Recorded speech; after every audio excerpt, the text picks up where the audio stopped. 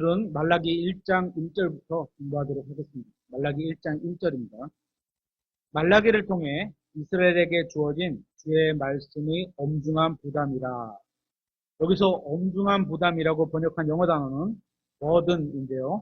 이 단어는 바다의 화물선들이 싣고 다니는 과중한 짐을 의미합니다. 그러니까 우리 배를 수출할 때 보면 참 이렇게 싣고 가잖아요. 하나님의 백성인 우리도 우리의 몸인 이 질그릇 속에 이와 같은 엄청난 짐을 싣고 다니고 있습니다. 아까도 말씀 잠깐 나눴지만 이런 우리가 삶의 짐이 되게 많이 무거울 때가 있잖아요. 고린도후서 4장 7절에 보면 그러나 우리가 이 보배를 질그릇 안에 가지고 있나니 이렇게 말씀하고 있습니다. 이 짐이라는 것은 사람을 무겁게 만드는 동시에 사람이 짐을 지고 다니는 그 일에 잘 어울리는 존재라는 사실도 보여줍니다. 그 이유는 배가 큰 항해를 할 때 짐을 적게 싣고 나가면 작은 파도에라도 이리저리 밀리기 때문에 아주 위험해집니다. 그래서 배는 엄청난 짐을 싣고 배의 아랫부분이 물 아래쪽으로 충분히 내려가서 운행해야만 안전하게 됩니다. 그래서 일부러라도 배의 바닥 짐칸에 짐을 많이 실어서 배가 물 위로 많이 올라오지 않도록 확실하게 채운 후에야 출항을 합니다. 그렇지 않으면 배가 중심을 잡지 못하고 균형을 잃어버리고 뒤집히게 됩니다. 모든 사람은 다 짐을 지고 다닙니다. 때로는 그 짐이 영적인 짐이나 마음의 짐들이 되기도 합니다. 그래서 그 짐을 함께 나누어지는 도움이 필요하기도 하지만 그렇다고 해서 누구도 그 짐을 완전히 제거할 수도 없고 완전히 제거해서도 안 된다고 믿습니다. 어떤 설교자들은 예수님께서 우리의 인생의 무거운 짐을 다 제거해 주실 거라고 가르치기도 합니다. 그러나 그것은 진실이 아닙니다. 그분께서는 우리가 우리 짐을 지고 갈 때 우리를 도우셔서 우리의 짐을 가볍게 해주시기는 하지만, 그러니까 멍해라 그러죠. 우리의 짐을 예수님이 같이 나눠서 주시는 대로 우리의 인생의 항해를 안전하게 할 수 있도록 짐을 다 없애주지는 않으신다는 겁니다. 출애굽기 18장 22절을 보면 이스라엘 백성의 모든 분쟁을 다 재판하던 큰 짐을 진 모세를 만나게 됩니다. 이후에 모세는 자기가 너무 무거운 책임을 지고 있는 것에 대해서 불평을 했습니다. 민수기 11장에서. 그래서 하나님께서는 이 땅에 내려오셔서 그 짐을 치워주신 것이 아니라 그를 도와 함께 짐을 담당할 70명의 장로들을 찾아서 보내주셨던 사실을 우리가 알고 있습니다. 엄중한 부담, 이 말은 하나님께서 주시는 계시의 말씀을 말하는 건데요. 이것은 때로 사람의 마음을 무겁게 만들기도 합니다. 그 짐이 너무 무거워서 걸어가는 것조차 힘들게 만들기도 합니다. 하지만 하나님의 진실된 대언자들은 백성을 사랑하기 때문에 그들의 어두운 미래의 운명을 그대로 선포하는 사명을 수행하지만 결코 즐거운 일이 아니었던 겁니다. 그래서 무질서하게 사는 사람들에게 전달하게 될 하나님의 말씀이 대언자들에게 주어질 때 그것을 엄중한 부담이라고 불렀습니다. 하나님으로부터 나온 이 말씀을 듣는 자들 역시 하나님의 백성들의 마음을 무겁게 한다는 것을 느꼈습니다. 대언자들도 그렇게 느끼면서 전한 거죠. 하나님의 말씀이 굉장히 부담스럽게 느껴지는 것은 백성들에게 주님을 향한 마음이 없다는 것을 보여주고 백성은 주님을 향해서 그 말씀을 받을 마음이 없는 거예요. 그죠? 또 그분의 지침을 그대로 지키려는 마음이 없다는 것을 백성들이 가지고 있지 않다는 것을 보여줍니다. 여러분은 성경을 읽으면서 살아계신 하나님의 살아계신 말씀을 어떤 관점으로 바라보면서 읽고 계신가요? 하나님을 사랑하면 그분의 명령들은 무겁지 않다고 성경은 말하고 있습니다. 우리가 말라기를 공부하면서 가장 먼저 알아야 할 부분은 도대체 이 대언자가 누구에게 이 말을 하고 있는가입니다. 말라기 1장 1절을 보니까 이스라엘에게 주신 말씀이라고 되어 있습니다. 그러면 이스라엘에게 주신 말씀인데 왜 우리가 공부를 해야 하는 걸까요? 그렇죠? 첫 번째, 디모데후서 3장 16절에 보면 모든 성경 기록은 하나님의 영감에 의해 주어진 것으로 도리와 책망과 바로잡음과 의로 교육하기에 유익하니 이것은 하나님의 사람이 완전하게 되어 모든 선한 일에 철저히 갖추어지게 하려 함이라고 말씀하고 있습니다. 우리가 구약 성경을 공부해야 되는 이유는 모든 선한 일에 철저히 갖추어지게 하기 때문입니다. 두 번째, 구약 성경의 유대인들을 통해서 우리가 배워야 할 게 있기 때문입니다. 로마서 15장 4절에 무엇이든지 전에 기록된 것들은 우리의 배움을 위하여 기록되었나니 이렇게 말씀하고 있습니다. 고린도전서 10장 11절에도 한편 이 모든 일은 그들에게 본보기로 일어났으며 그것들은 세상의 끝을 만난 우리를 훈계하기 위해 기록되어 있느니라. 또 말씀하고 있습니다. 구약 성경에 기록된 내용들에서 우리가 배워야 할 게 있다는 거죠. 그리고 세 번째, 하나님의 모든 말씀은 순수하기 때문에 우리가 배워야 합니다. 잠언서 30장 5절에 하나님의 모든 말씀은 순수하며 이렇게 되어 있죠. 또 네 번째, 어리석은 자들이 되지 않기 위해서 구약 성경을 배워야 합니다. 누가복음 24장 25절에 그때 그분께서 그들에게 이르시되 오 어리석고 대언자들이 말한 모든 것을 마음으로 더디 믿는 자들아. 이 대언자들이 말한 게 구약 성경이죠. 다섯 번째, 우리는 말라기를 통해서 예수님을 따르는 자가 되어야 하기 때문에 구약 성경을 배웁니다. 요한복음 5장 39절에 성경 기록들을 탐구하라. 그것들은 나에 대하여 증언하는 것들이니라. 이거 성경 기록들은 구약 성경이죠.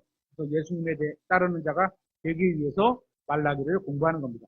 여섯 번째, 성경 말씀 중에서 특히 말라기는 예수님께서 그리스도이심을 믿지 않는 자들에게 증명할 수 있도록 우리에게 능력을 제공해 주기 때문입니다. 일곱 번째, 말라기는 읽는 사람으로 하여금 구원에 이르게 하는 지혜를 주시는 거룩한 성경 기록의 일부분이기 때문에 우리가 말라기를 배우는 겁니다. 디모데에게 써준 디모데 후서 3장 15절 말씀을 인용한 거죠.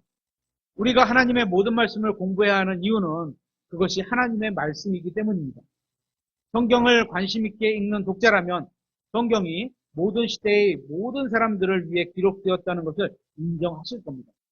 하지만 성경의 어떤 부분들은 특정한 시대에 살고 있는 특정한 그룹의 사람들을 향해서 기록된 것 또는 그것 또한 분명한 사실인 겁니다. 예를 들면 하나님께서 방주를 지어라 하고 말씀하셨는데 이 말씀은 오늘날 살고 있는 우리에게 하신 말씀은 아닙니다. 우리 은설이 방주 짓고 있어요? 안 짓고 있어요? 왜 안 줘요? 하나님 방주를 줘라 그러는데, 그죠?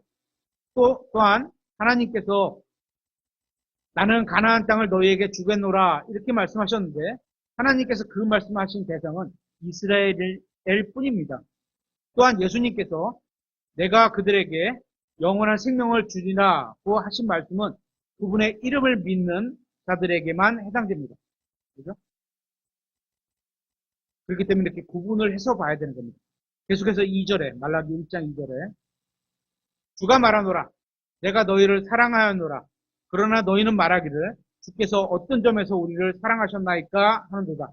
주가 말하노라 에서는 야곱의 형이 아니었느냐? 그러나 내가 야곱은 사랑하였고 라고 말씀하고 있습니다. 주님이 이스라엘 민족을 사랑한다는 개념은 예수님께서 이 땅에 오셨을 때 새로 등장한 개념이 아닙니다. 이 개념은 구약 성경에도 분명히 나와 있습니다. 그분께서는 그들의 조상 아브라함을 우상 숭배로부터 이끌어내셨고 그들의 자손에게 젖과 꿀이 흐르는 땅을 약속하셨으며 그분은 히브리인들을 이집트의 속박으로부터 구출해내셨고 그들을 광야를 통해서 인도하셨으며 천사의 음식으로 그들을 매일 먹이셨습니다. 이게 사랑이 아니면 안 되는 거죠. 그죠? 우리 은설이 엄마 아빠가 은설을 돌보는 거랑 똑같은 거예요. 그죠? 그분께서는 이 땅 위에 다른 민족들과 달리 이스라엘 민족에게는 율법과 제사장 제도 같은 것들을 주셨습니다. 이스라엘 민족에게는. 그렇게 하나님께서는 그들을 친히 사랑하셨고 택하셨습니다. 그리고 영원에 이르는 위대하고 소중한 언약의 관계를 맺으셨던 겁니다. 그러면서 구약 성경의 마지막 책 말라기에도 하나님께서 마지막으로 호소하고 있는 내용을 보여주고 있습니다. 내가 이제껏 너를 사랑해 왔노라. 에덴에 있는 동산에서 아담의 실패에도 불구하고 너를 사랑했고 아벨을 살해당했을 때도 너를 사랑했고 에녹과 노아를 그 당시에 사람들이 거부했음에도 불구하고 너희를 사랑했고 조상들의 실패에도 불구하고 너희를 사랑했고 금송아지를 만들었는데도 불구하고 너희를 사랑했고 그리고 사사들의 끔찍한 시절에도 불구하고 내가 너희를 사랑해 왔노라고 말씀하고 계신 겁니다. 그렇죠? 이 이스라엘 민족은 하나님이 보실 때 어떤 기초 아래 있었는지 한번 찾아보겠습니다. 신명기 7장 6절인데요. 그러니까 이스라엘이 느끼질 못해서 그렇지 하나님은 사랑이시라. 그래서 이스라엘을 처음부터 사랑으로 계속 대해주셨던 거죠. 신명기 7장 6절. 너는 주 네 하나님께 거룩한 백성이니라. 주 네 하나님께서 너를 택하사 자신을 위한 특별한 백성, 즉 지면 위의 모든 백성들 위에 있는 백성으로 삼으셨는데 주께서 너희를 친히 사랑하시고, 그죠? 주께서 너희를 친히 사랑하시고 너희를 택하신 것은 너희가 다른 어떤 백성보다 수가 더 많기 때문이 아니니라. 너희는 모든 백성들 중에서 수가 가장 적으니라. 오히려 주께서 너희를 사랑하셨으므로 또 너희 조상들에게 맹세하신 맹세를 지키게 하심으로 주께서 강력한 손으로 너희를 데리고 나오시고 너희를 노예들 집에서 이집트 왕 파라오의 손에서 구속하셨나니. 따라서 하나님께서는 처음부터 이스라엘을 사랑해 오셨습니다. 은솔이는 하나님이 사랑하는 걸 느껴요? 어떻게? 잘 모르겠죠? 깊이 한번 생각해봐요. 많아요, 생각보다. 그래서 오늘 이스라엘도 그런 걸 물어보는 거예요. 이게 좋게 물어보는 게 아니고 당신이 언제 나를 사랑했습니까? 이렇게 따지면서 물어보는 거죠, 이거는. 구약 성경을 보면 처음부터 끝까지 동일합니다. 하나님께서는 동산에 있는 아담에게 오셔서 함께 교제를 갈망하셨습니다. 하나님께서는 또한 그 시대의 끝날 무렵에 교제를 요청하시는 목적으로 이스라엘에 나타나셨습니다. 변하지 않는 하나님은 동일한 사랑의 하나님이셨고 사랑의 하나님이시며 계속해서 사랑의 하나님이실 겁니다. 그런데 이런 사랑의 하나님에게 이스라엘 백성이 어떻게 반응했습니까? 뭐라고 말했냐면 주께서 어떤 점에서 우리를 사랑하셨나이까? 주님, 당신이 어떤 점에서 나를 사랑했어요? 무슨 증거가 있습니까? 이렇게 반문했습니다. 따지면서 물어보는 거예요. 사랑을 못 받았다. 자기는 못 느끼겠다. 이런 얘기겠죠. 타락한 인간은 하나님의 많은 축복들에 대해서 너무도 쉽게 잊어버립니다. 우리도 그렇죠. 우리도 받았던 은혜와 축복과 사랑이 있는데 너무나 빨리 잃어버려. 3일만 지나면 잃어버려. 그죠? 또 멀리 가 있어. 그럼 또 다시 회개하고 또 은혜와 사랑 앞으로 오고 이렇게 계속 도는 거죠. 인간은 좋은 선물을 받을 때는 마치 당연하다는 듯이 그래 교만하게 받아먹고 문제가 생기면 마구 소리를 지르면서 하나님께서 감히 어떻게 나에게 이렇게 대하신단 말인가 이런 식의 태도를 취합니다. 이게 인간입니다. 히브리 백성들은 하나님께서 수세기에 걸쳐서 기적을 베푸시고 전쟁에서 승리를 가져다 주셨고 하늘과 땅에서 여러 가지 인적과 기적을 베푸셨는데도 불구하고 하나님으로부터 너무 멀리 떠나가서 그들을 향한 하나님의 사랑의 어떤 증거도 기억해낼 수 없게 되었던 겁니다. 증거가 있었는데 다 잊어버린 거예요. 그래서 그들은 하나님이 어떤 점에서 우리를 사랑했단 말이냐고 반문하는 지경에 이르렀습니다.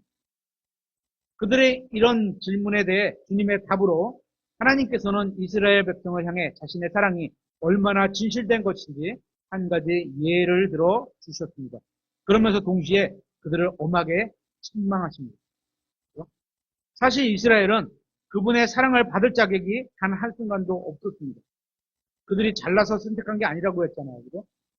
하나님께서는 나약하고 믿음이 없는데도 꽤 많고 비겁한 야곱을 예로 들어 설명해 주셨습니다. 야곱의 예를 통해 주님의 사랑은 결코 그들이 돈을 내고 산 적이 없다는 것과 거저 주신 선물이었다는 것을 보여주고 계십니다. 그들은 사랑을 받을 자격이 없었습니다. 그럼에도 사랑해 주셨습니다. 우리도 마찬가지입니다. 그분의 사랑은 우리에게도 거저 주어졌는데 이는 하나님께서 그렇게 사랑하시기로 마음을 정하셨기 때문입니다. 이건 하나님이 하나님이시기 때문에 그렇게 하실 수 있는 거죠. 사랑은 무슨 자격이 있어서 받는 게 아닙니다. 그죠? 남편이 아내를 사랑하고 아내가 남편을 사랑하고 이건 뭐 조건부로 내가 이거 해주면 사랑해 줄게 이런 게 아닙니다. 그죠? 만약에 자격이나 조건 때문이면 그것은 보상이지. 응? 당신이 돈 많고 이 다음에 죽어서 유산을 많이 남겨줄 거야. 그러니까 내가 사랑할게. 이건 사랑이 아니라는 거예요. 그죠? 그런 건 더 이상 사랑이 아닙니다. 그러므로 하나님께서는 그분의 사랑이 은혜로 주어졌음을 보여주고 계십니다. 은혜. 받을 자격이 없는데 좋은 거를 거둬 주시는 것. 이게 은혜잖아요. 에서는 맏아들이었기 때문에 주님의 축복에 대해 권리가 있다고 주장할 수 있었습니다. 그죠? 분명히 맏아들에게 먼저 축복권이 주어지는 그런 문맥들이 있잖아요. 그죠? 그럼에도 불구하고 하나님께서는 야고보를 사랑하셨다는 답변을 하셨습니다. 왜 그러셨을까요? 이유가 뭘까요? 우리가 알듯이 에서는 물론이고 야곱에게도 사랑스러운 데가 한 군데도 없었습니다. 그는 아버지를 속이고 형의 것도 도둑질했습니다. 그는 무시를 당해도 마땅한 인간이었습니다. 야곱은 주님의 마음을 좋게 끌만한 행동을 한 적이 한 번도 없었습니다. 따라서 하나님께서 야곱을 사랑하신 것은 하나님 자신의 사랑이 얼마나 위대한지를 보여주고 계신 겁니다. 그가 착해서, 그가 나에게 잘해서 사랑하는 게 아니라는 거죠. 그 사람은. 에서가 아닌 야곱을 하나님께서 지명하셨을 때 하나님께서는 이스라엘 백성에게 그들이 갖고 있는 그 어떤 것도 대가를 치르는 자격이 있어서 받은 것이 아님을 보여주셨던 겁니다. 모든 것이 그분의 은혜의 선물이었습니다. 이것이 그분의 사랑을 입증하는 증거인 겁니다. 정령님께서도 로마서 9장에서 이 사실을 분명하게 말씀하고 있습니다. 한번 찾아보겠습니다. 로마서 9장 10절.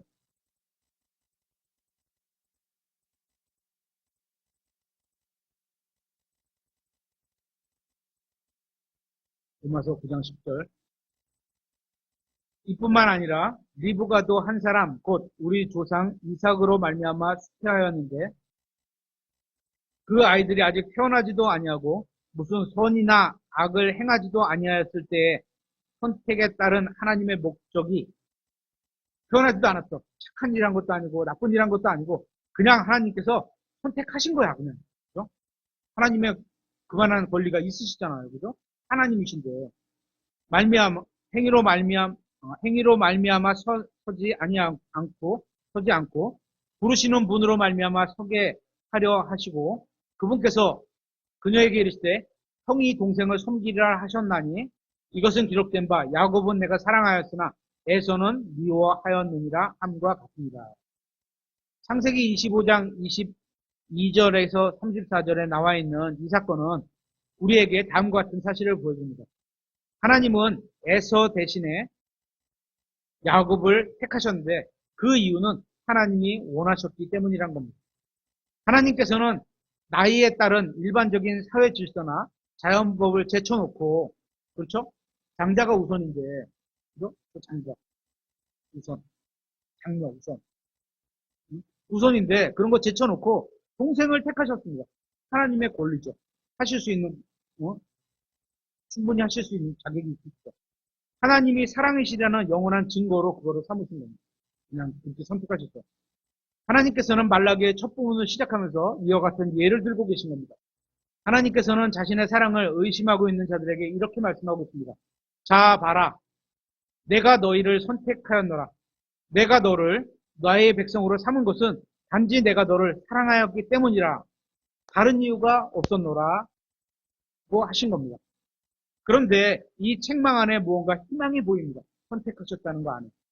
이처럼 쓸모없는 백성에게도 하나님과 사랑의 관계를 다시 상의할 수 있는 기회가 또 있어 보이게 되는 겁니다. 선택했기 때문에. 하나님의 선택에는 후회함이 없으시잖아요. 그죠? 하나님이 사랑이시라면 얼마든지 또 받아주시지 않겠습니까? 그 어떤 대가도 요구하지 않으시기 때문에 그들이 회개해서 주님께로 돌이키기만 하면 마음을 다해 주님과 함께 걷기를 원한다면 이제 지금 말라기 시대의 상황 같은 속에서도 그들에게 하나님께서 그들을 품어주실 겁니다. 우리에게도 같은 희망을 주시는 겁니다. 우리가 어떤 상황에 있었다 하더라도 과거에 죄 가운데 빠졌었다 하더라도 하나님을 향한 그죠? 회개, 돌이키고 믿음으로 돌아오기만 하면 언제든지 받아주신다는 거죠. 계속해서 말라기 1장 3절에 에서는 미워하였으며 그의 산들과 유산을 피폐하게 하여 광야의 용들을 위해 주었느니라. 하나님께서 이스라엘을 피폐하게 만드셨나요? 네, 그분께서 그렇게 하셨습니다. 하나님께서 그들을 포로로 사로잡혀 가도록 이끄셨나요? 네, 그렇게 하셨습니다. 하나님께서는 그들로 하여금 억압자들에게 점령당하도록 허락하셨나요? 네, 그렇게 하셨습니다. 그래서 그들이 노예와 종들이 되도록 허락하셨나요? 그렇게 하셨습니다. 이 내용들이 구약 성경의 다니엘서와 예레미야, 에가야의 역사서 등에 자세하게 기록되어 있는 겁니다. 계속해서 4절에 말라기 1장 4절 에돔은 말하기를 우리가 궁핍하게 되었으나 우리가 돌아와 황폐한 곳들을 세우리라 하되 군대들의 주가 이같이 말하노라 그들이 세울지라도 나는 헐리라. 하나님이 헐겠다는 거예요. 사람들이 그들을 일컬어 사악한 지역이라 하며 그들을 일컬어 사악한 지역에 그러니까 사악한 지역에 사는 사람들 그죠? 사악한 경계에 사는 사람들 하며 주께서 영원토록 경노하시는 백성이라 하리니 바벨론 포로로부터 돌아왔을 때 이스라엘도 에돔처럼 똑같은 말을 했습니다. 그런데 주님은 이렇게 답변하십니다. 이스라엘은 심판을 받은 후에 다시 회복되었으나 에돔은 다시 회복되지 못했습니다. 왜죠? 똑같이 돌아왔는데 이스라엘은 회개와 용서를 구했고 에돔은 그게 없었습니다. 그냥 돌아오게 하셨으니까 하신 거구나 이걸로 끝난 거예요. 회개와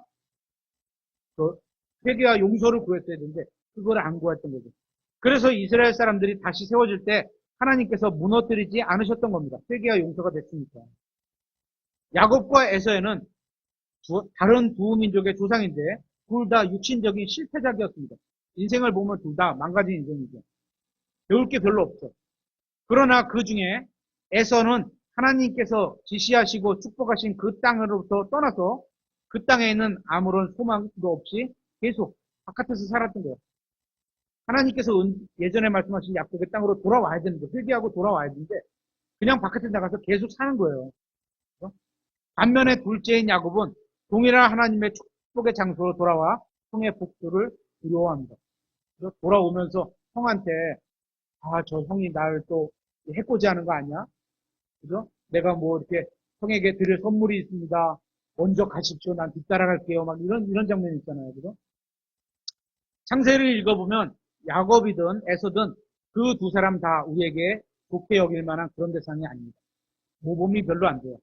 그럼에도 불구하고 때가 되었을 때 하나님께서는 야곱을 찾아내셔서 축복 안으로 데려오셨습니다.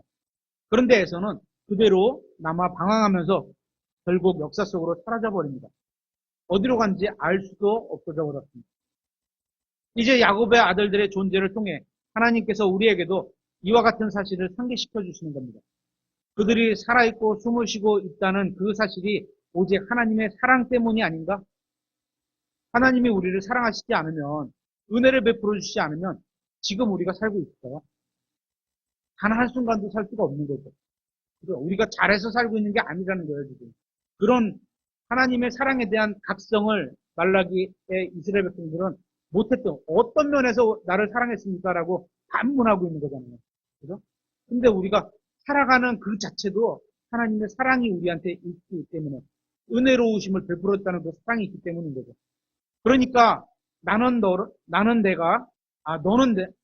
내가 너희들에게만 특별하게 잔인했다고 생각하느냐? 이스라엘 백성들은 이렇게 말을 했던 거예요. 그러면서 에서는 어디 갔느냐? 멸망당하지 않았느냐? 에서는 멸망당했는데 이스라엘은 아직 멸망당하지 않고 여기 있지 않느냐? 그게 사랑이다. 그런 거죠. 그런데 너희 이스라엘 백성들은 회복되지 않았느냐? 주께서 말씀하시기를 어째서 너희는 너희 잘못의 대가로 인한 징계에 대해서 나에게 대들고 너희가 전혀 자격이 없는데도 선물로 받았던 그 사랑은 가벼운 것으로 여기고 있느냐? 이런 짓은 아주 유치한 사람들이 행동하는 거나 다름없지 않느냐? 너희의 죄들 때문에 징계를 내렸을 뿐인데 그것에 대해서 나를 정죄하면 너희 자신의 죄를 정죄하지 않느냐? 이렇게 하나님께서 반문하시는 겁니다. 그런데 이 상황을 곰곰이 생각해보면 관계의 회복을 원하는 자가 보통 센 사람하고 좋은 사람하고 나쁜 사람, 좋은 사람은 권력이 센 사람하고 권력이 약한 사람이 있으면 누가 이 관계를 회복하기를 원해요? 권력이 약한 사람의 관계를 회복하기 원하잖아요. 그래서 친하게 지내고 싶잖아요. 근데 이 문맥을 보면 하나님이 그렇게 원하신 거죠. 내려가서 하나님이 사람에게 오셔서 사랑을 다시 회복하고 싶었어서 이것은 그런 자세가 됩니다. 죄를 지은 이스라엘이 아니라 오히려 거룩하신 하나님께서 먼저 손을 내밀고 계신 걸 보게 됩니다. 그러면서 하나님께서는 그들이 그 공경으로부터 끄집어내어 주셨습니다. 그런데 그들이 하나님께 감사를 드리고 찬양을 드렸습니까? 아닙니다. 그들의 생각에는 하나님이 나를 때렸지, 심판받게 했지, 이런 것만 남아있는 겁니다. 그죠? 하나님의 심판을 자초한 자신들의 행동은 다 잊어버리고, 하나님이 왜 괜히 심판하시겠어요? 은국이가 잘하는데 아버지가 괜히 혼내겠어요? 아니죠. 뭔가가 잘못했으니까 혼나는 건데, 그거는 다 지워져버리고, 다 잊어버리고, 우리 아버지는 나 혼났네. 이러면 안 된다는 거죠. 왜 혼내는지를 알고, 그것을 다시 회개하고 돌이켜야지 아버지의 관계가 좋아지는 건데, 그죠? 그들의 포로 생활로부터 데리고 오신 하나님의 은혜는 전혀 생각하지도 않고 있는 겁니다. 계속해서 4절에 사람들이 그들을 일컬어 사악한 지역이라 하며 주께서 영원토록 경노하시는 백성이라 하니라. 말라기는 하나님께서 에서를 영원토록 멸망하게 하신 사실과 또 하나 이스라엘도 멸망시켰지만 다시 회복시키셨다는 사실, 이 두 가지를 비교하고 있습니다. 그게 사랑이라는 거예요. 한쪽에서는 원수들에게 멸망을 당했고 다른 한쪽은 아버지로부터 징계를 받았음을 보게 됩니다. 그죠? 아버지로부터 징계받았던 내 아들이다. 회개하고 돌이키면 언제든지 회복될 수 있는 관계잖아요. 그죠? 히브리서 12장 16절 한번 찾아보겠습니다. 여기 보면 에돔 족속들이 역사적으로 얼마나 불행하게 시작되었는지 알 수 있습니다. 에돔은 에서의 후손들이죠. 에서의 후손들이 에돔이죠. 히브리서 12장 16절. 또 음행하는 자나 혹은 먹을 것 한 조각을 위해 자기 장자권을 판 에서와 같이, 이 둘을 한번 비교해 보세요. 음행하는 자가 나쁠까요? 아니면 영적인 것을 소홀히 한 게 나쁠까요? 둘을 똑같은 손상에다 놓고 비교하고 있는 거예요. 그죠? 그러니까 우리가 육신적으로 음행을 안 했다고 남을 책망할 수 없어요. 똑같은 거예요. 그죠? 우리에게 적용하면 그렇게 똑같은 거예요. 영적인 것을 우리가 은혜, 사랑, 긍휼 이런 것을 소홀히 여기면, 구원 이런 걸 소홀히 여기면 음행하는 자나 똑같은 자격의 요 말씀으로 뭐 옆에 있잖아. 딱 이거 동등하게 딱 써 있잖아요. 똑같은 거니까 뭐 육신적으로 안 하겠지만 당연히 음행을 했다고 막 더 손가락질을 할 그럴 있는 자격이 없어요. 아예 똑같아요. 우리도 똑같은 짓을 하잖아요. 뒤에 걸 보면. 장자권을 판 에서와 같이 속된 자가 있지 않게 하라. 우리 안에도 있을 수 있다는 겁니다. 너희가 아는 바와 같이 그 뒤에 그가 복을 상속받으려 하였을 때 거절당하였습니다. 자기는 받고 싶었는데 거절당했어. 주실 수가 없어, 하나님께서. 그죠? 약속의 땅으로 와야지. 회개하고 돌이켜서 왔었어야죠. 그가 눈물을 흘리며 간절히 뜻을 돌리기를 구하였으나 울면서 기도했나 봐. 간절하게. 뜻을 돌릴 곳을 찾지 못하였는데. 그렇게 해서는 하나님의 뜻을 돌이킬 수 있는 게 아닙니다. 회개하고 진정으로 회개하고 돌이켜서 왔어야죠. 그게 하나님께서 원하시는 돌이키는 방법이죠. 구약 성경을 읽으며 우리는 이스라엘 역시 눈물로 회개하는 모습을 자주 보게 됩니다. 그럴 때에는 하나님께서 그들의 기도를 들으시고 그들을 용서하시며 그분께서 사랑했던 백성으로 돌아오시는 것도 보게 됩니다. 그죠? 하나님께서 다시 오시는 거예요. 함께 해주시겠다 이러고.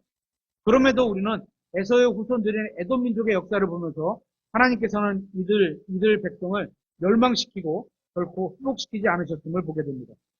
확인해 보겠습니다. 오바댜서 1장 8절.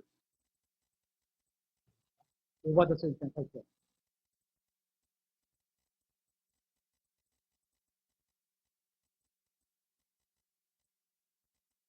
주가 말하노라.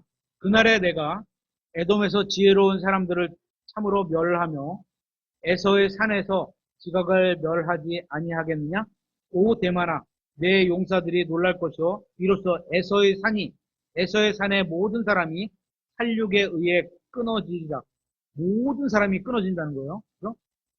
내가 내 형제 야곱에게 행한 폭력으로 인해 수치가 너를 덮고 내가 영원히 끊어지리라. 그죠? 영원히 끊어진다고 말씀하셨습니다.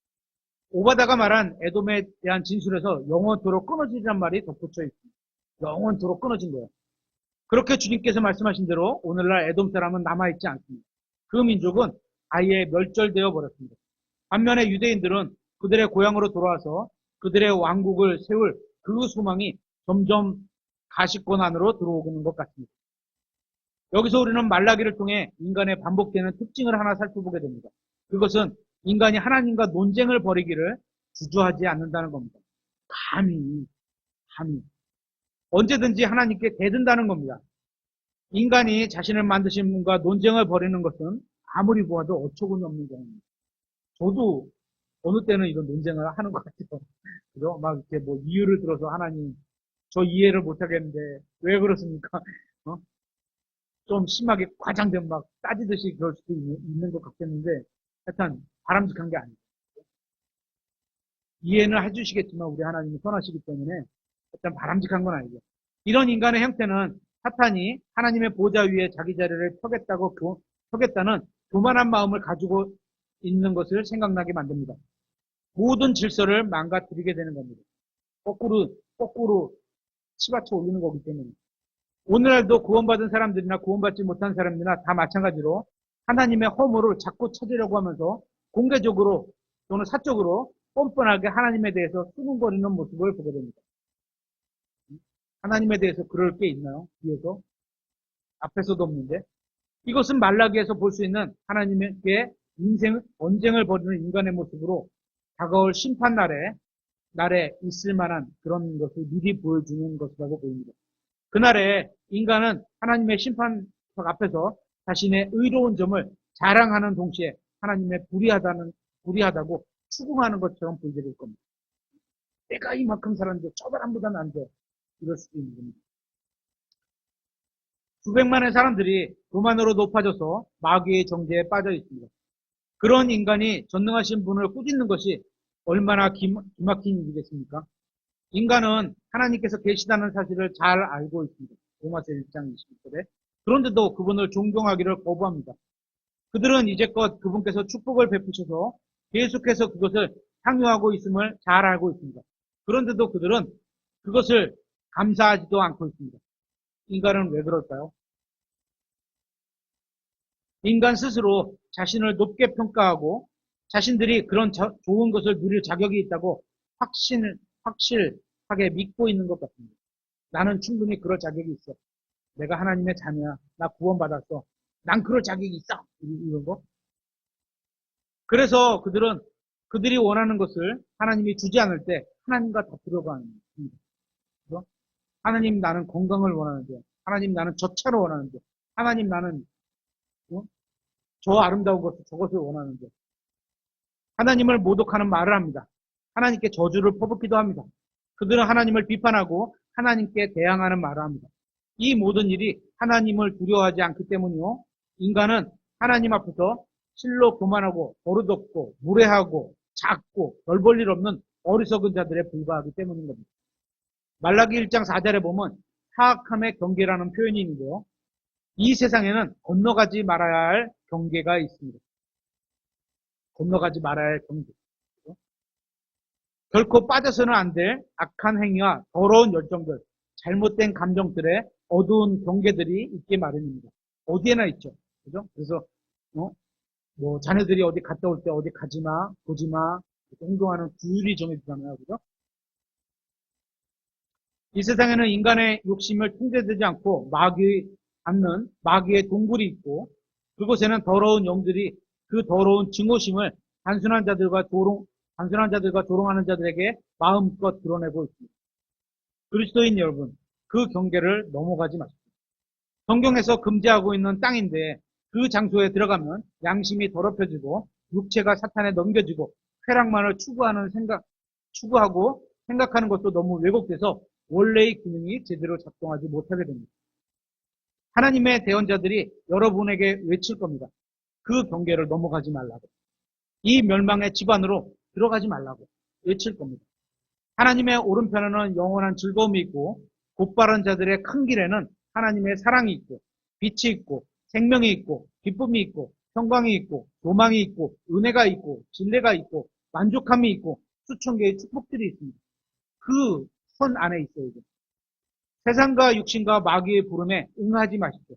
마귀는 일시적인 쾌락을 제공하면서 하나님의 길에서 떠나서 사악함의 경계의 저 너머 지역까지 가면 이와 같은 것들을 지속적으로 맛볼 수 있다고 우리를 유혹합니다.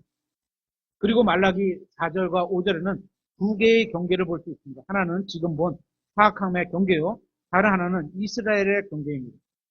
이 사실은 두 개의 경계는 똑같은 하나의 경계선입니다. 선이 하나예요. 이쪽은 이스라엘의 경계고 이쪽은 사악함의 경계. 선은 하나인데 이쪽에서 볼 때는 이스라엘의 경계. 넘어가면 안 되고 이쪽에서 볼 때는 사악함이 넘어가면 안 되는 사악함의 경계. 근데 이스라엘 사람들이 이리로 자꾸 넘어가는 거예요. 양쪽으로 나누는 국경선은 선이 하나뿐입니다. 하나님께서는 분리하는 선을 그어 놓으셨습니다. 서로 함께 있어서는 안 될 것들을 하나님께서는 뒤섞어 버리시는 일이 결코 없습니다. 하나님께서는 서로 분리되어야 할 것들을 함께 놓아두지 않으시고 항상 경계선을 그으십니다. 우리 분리수거할 때 음식물 분리수거하고 뭐 재활용품 분리수거하고 딱딱딱딱 봉투가 달라지잖아요. 그러면 경계를 딱딱 두는 거죠. 안 될 건 안 되고 버릴 건 버리고 딱딱 이렇게 되는 겁니다. 여러분의 영혼의 시간은 이 선의 기준을 여러분의 어느 쪽을 선택하느냐에 달려있는 겁니다. 하나님께서는 의와 불의 사이에 분명한 선을 그어 놓으신 분입니다. 또 멸망으로 이끄는 넓은 길과 생명으로 인도하는 좁은 길, 거룩한 것과 속된 것, 깨끗한 것과 더러운 것 사이를 명확하게 분리해 놓으셨습니다. 하나님께서는 이 구별을 흐릿하게 하신 적이 없습니다. 그죠? 명확하게 분리해 놓으셨습니다. 계속해서 5절에 마지막 절입니다. 너희 눈이 그것을 볼 것이며 너희가 말하기를 주께서는 이스라엘의 경계에서부터 크게 높여 지시리로다 하리라. 이스라엘의 경계 때문에 여기 또 나왔죠. 간혹 주님과 다투는 자들이 있는데 우리는 그들에게 이렇게 말해야 됩니다. 모든 무릎이 주님 앞에 무릎을 꿇고 모든 혀가 예수 그리스도께서 영광과 찬양을 드릴 겁니다. 그러면 당신은 천국과 지옥 중 어느 진영에 속해 있습니까? 당신은 구원받았습니까? 저는 당신에게 하나님이 계시다는 것을 믿는지 믿지 않는지 묻고 있는 겁니다. 제가 알고자 하는 것은 이 말은 우리가 다른 사람들에게 해야 된다는 그런 말입니다. 그렇죠? 있는 것은 당신이 예수 그리스도라고 하는 그분에게 당신의 믿음과 신뢰를 두었는지 묻고 싶습니다. 당신의 혼이 구원받기 위해서는 그분께서 완성하신 그 구원의 사역에 온전히 의존해야 합니다. 그 누구도 당신을 구원할 수 없습니다. 오직 하나님만이 하실 수 있습니다. 그리고 그분은 당신을 구원하시고자 하는 뜻도 있으십니다. 그분을 신뢰하십시오. 그분을 믿으십시오. 그분의 이름을 부르십시오. 그리고 영원한 생명을 받으십시오. 구원은 우리 주 예수 그리스도를 통해 사랑의 하나님으로부터 오는 선물입니다. 그 선물을 받으십시오. 이렇게 다른 사람들에게 복음을 전해야 하는 겁니다. 오늘 본문으로 정한 말라기 1장 1절부터 5절까지의 내용에는 예언적인 내용도 들어있습니다. 이 내용을 보니 그들의 땅으로부터 내쫓겼던 유대인들이 속박과 포로의 기간으로부터 결국은 회복될 것을 우리에게 말해주고 있는 겁니다. 이로써 구약성경의 마지막 책인 말라기는 하나님께서 이스라엘에게 주신 그 땅과 상속에 대해 하나님의 약속을 우리에게 상기시켜주면서 비록 그들이 이방인들의 땅으로부터 멀리 쫓겨갔지만 주님은 결국 그들을 다시 회복시켜 주실 뿐만 아니라 회복시키시려는 사실도 알게 됩니다. 끝으로 오늘 공부를 마무리하면서 말라기 1장 3절에 나와 있는 광야의 용들이라는 표현을 잠시 살펴보려는데요. 성경을 비판하는 사람들은 성경에 나오는 용이 그저 하나의 예화라고 말을 합니다. 그런데 용은 소설이나 판타지 영화에 나오는 것이지 실제적인 동물이 아니라고 생각하는 것 같습니다. 사실 그런가요? 용이 실제로 있나요? 이거요. 잘 모르겠어요? 그런데 이 지상에 있는 실제 파충류 도마뱀들 이름 중에는 코모도 드래곤이라고 불리는 동물이 있습니다. 실제 있는 도마뱀입니다. 이것을 우리나라에서는 왕도마뱀이라고 부르는데 실제 동물입니다. 실제로 살아있는 동물이에요. 그렇죠? 그리고 신명기 32장, 더 정확한 성경에는 신명기 32장 33절에 보면 중동 지역의 광야에는 북을 가지고 있는 용들이 서식하고 있는 것으로 나와 있습니다. 그러면 있는 거죠. 성경에 있는 건 있는 거예요. 이 용들은 황폐한 집이 자신들이 거처하기에 좋다고 생각합니다. 이사야서 13장 22절. 어떤 황폐한 도시를 한 바퀴 돌아보면 거기에 용들이 실제로 거주하고 있는 것을 발견하게 될 것이라고 성경은 곳곳에서 말하고 있습니다. 에레미야서 9장 11절, 10장 22절, 49장 33절, 51장 37절. 이들은 물속에서도 살고 있습니다.